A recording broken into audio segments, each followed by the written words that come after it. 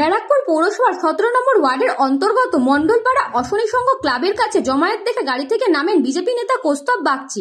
সেই সময় তাকে ঘিরে ধরে বিক্ষোভ দেখাতে থাকে স্থানীয় বাসিন্দারা। এরপর বিক্ষোভের পাশাপাশি শুরু হয় ধাক্কাধাক্কি। বিজেপি নেতা কৌস্তব বাগচি অভিযোগ করেন তৃণমূল কংগ্রেসের তরফ থেকে বুথ জ্যাম করা হচ্ছে। এরপর কৌস্তব বাগচির উপর হামলা করা হয় বলে অভিযোগ। ভেঙে দেওয়া হয় গাড়ির কাঁচ। ঘটনার খবর পেয়ে উপস্থিত হয় টিটাগড় থানার পুলিশ ও বিশাল কেন্দ্রীয় বাহিনী। তারা জমায়েত সরিয়ে দেয়। সংবাদ মাধ্যমের মুখোমুখি হয় বিজেপি নেতা কৌস্তব বাগচি ও ব্যারাকপুর পৌরসভার 17 নম্বর ওয়ার্ডের পৌরপিতা তথা তৃণমূল কংগ্রেসের নেতা শেখ রাজা জানান,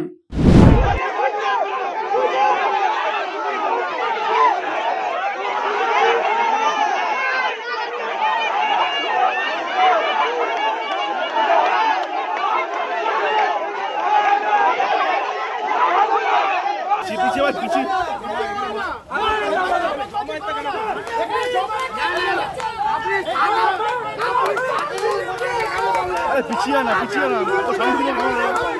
পিছিয়ে আসতে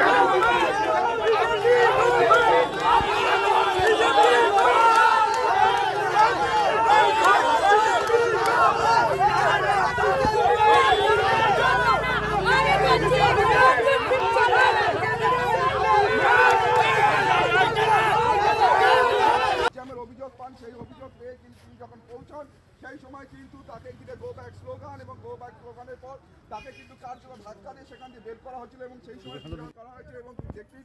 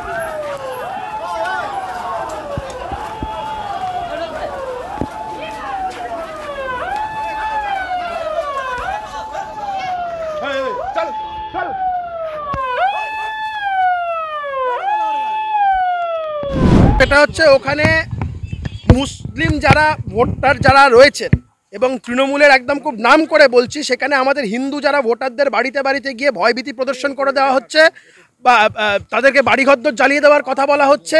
বলছে সন্ধ্যে 7টার পর সব বাড়ি ভেঙে গুড়িয়ে জ্বালিয়ে দেওয়া হবে।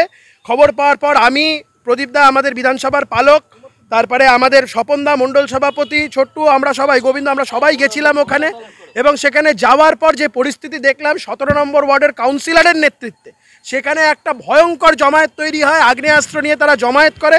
আমার সিকিউরিটির আর্মস কেড়ে নেওয়ার চেষ্টা হয়েছে, গাড়ির উপরে হামলা হয়েছে।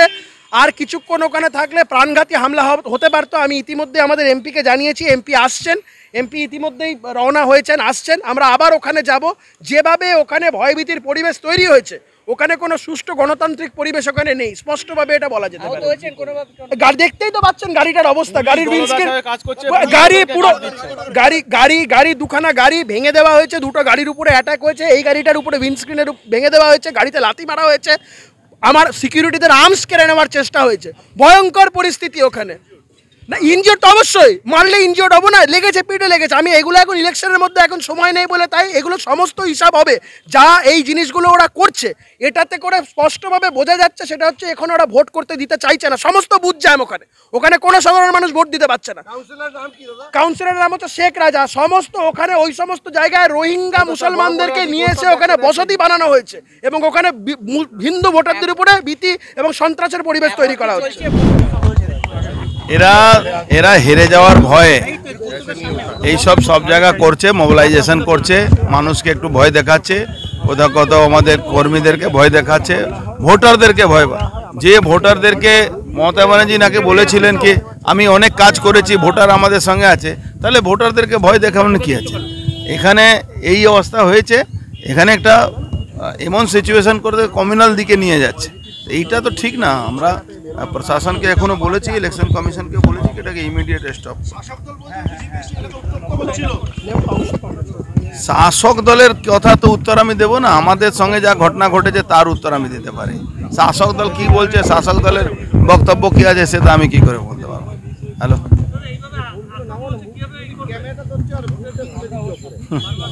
ভোটের দিন যা করার আছে হচ্ছে, এটা ওরা করার আছে ওরাও করছে, আমরা তাদের জবাবও দিচ্ছি। ঠিক আছে, ভোট কেমন হলো? খুব ভালো চলছে, 100% জিতবো।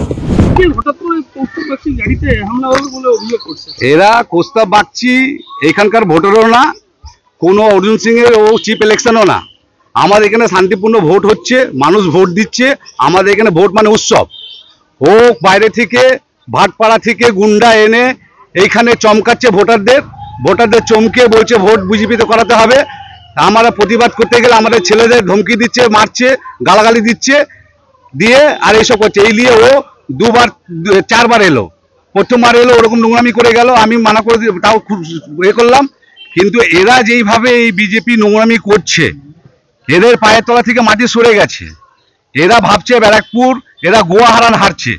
আর আমাদের এখানে যে আমাদের ব্যারাকপুর 17 নম্বর ওয়ার্ড, এখানে আমাদের টিএমসি এখান থেকে 3000 ভোটের উপরে লিড পায়।